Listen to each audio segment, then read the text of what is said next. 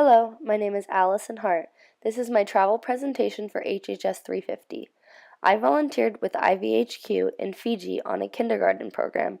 My program started on December 25th, 2017 and ended on January 12th, 2018. The kindergarten was closed for holiday break, so we hosted a kids club for kids of all ages, teaching them about health and safety and about their environment. What I learned about my host country, Fiji.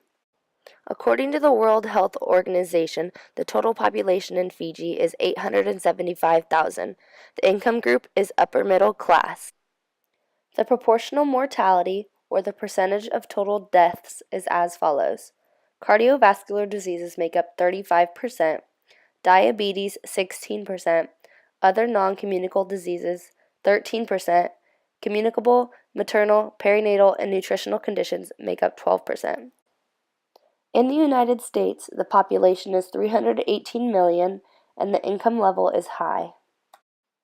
If you were to compare the proportional mortality of the United States to Fiji, the United States has only 31% cardiovascular diseases, 3% diabetes, 23% non-communicable diseases, and 6% communicable, maternal, perinatal, and nutritional conditions. In summary, the biggest difference is the high rate of diabetes in Fiji, but the United States has higher rates of cancers and non-communicable diseases. I noticed there are a lot of flies everywhere, on the children, on the floors, inside the rooms. I believe the tropical environment causes flies to breed, meaning more transmission of bacteria from open wounds on one person to another open wound on someone else. Many of the volunteers I was with would get bit by mosquitoes, they would scratch the bug bites, they would become open wounds and become infected from the other flies inside the rooms. Some of them even had to go to the hospital to get some sort of antibiotic cream. I learned that most families grow their own fruit, such as breadfruit, pineapple, bananas, taro, passion fruit, papaya, and cassava. This is very different than most of us here in San Diego. We normally buy all of our foods from grocery stores or farmers markets. I noticed that the Fijians consume a large amount of starch like rice, potatoes, cassava, and noodles, but they appear to have a balanced diet with vegetables, fruits, and meats like chicken, fish, and beef.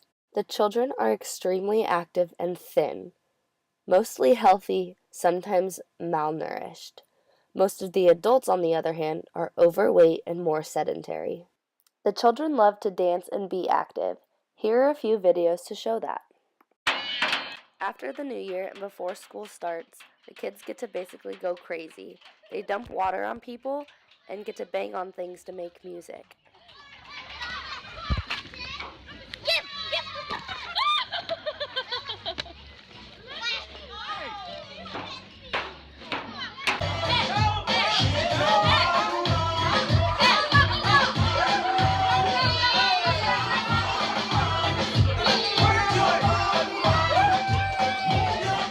Another thing I noticed was that in Fiji, they have health and wellness campaigns. All around, there were billboards about wearing your seatbelt, not texting and driving or drinking and driving, anti-abuse, and about spending time with family. These are my most impactful experiences. Every Friday in the village, the children would present what they learned that week. My first week with the children was a shorter week because of Christmas, Boxing Day, and my orientation. During this first week, they learned about healthy eating and anti-bullying. Another impactful experience I had was on the last day in the village. We had a giant leaving ceremony. Many of the mothers made desserts for the children, such as pies, cakes, and cookies, and our program coordinators brought cookies, ice cream, and sugary juice. In Kanoya Village, many of the kids had open wounds and infections. One boy had a big, open, infected cut on the back of his head that was oozing, but he was paying no attention to it. Another boy had a large mass on his forehead that could have been a cyst, a growth, or even a tumor. I did not ask what it was out of respect, so I'm not sure if it has been looked at by a professional or if it was even treatable. Another sad but impactful experience was seeing the children with rotted out teeth. Another impactful experience that I had was a kava welcoming ceremony. Kava is a traditional drink in Fiji.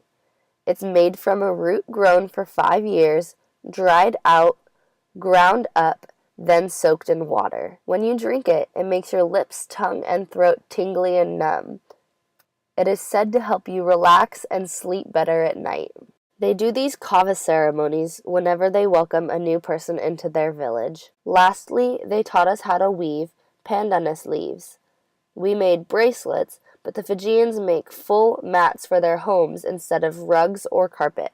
This was my first trip out of the country alone, so here are my most valuable take-home messages. The children in Fiji are very active and hands-on with each other, so they all have scars or open wounds on their arms and legs. The children are very happy, even without relying on many of the commodities that American children have. In conclusion, by teaching these children about healthy eating and healthy living, they will grow up healthier and teach these habits to their children and grandchildren. Improving the quality of health in one country with fewer resources will help slow progression of those diseases to other countries. It is important to learn to be more selfless and to promote health worldwide.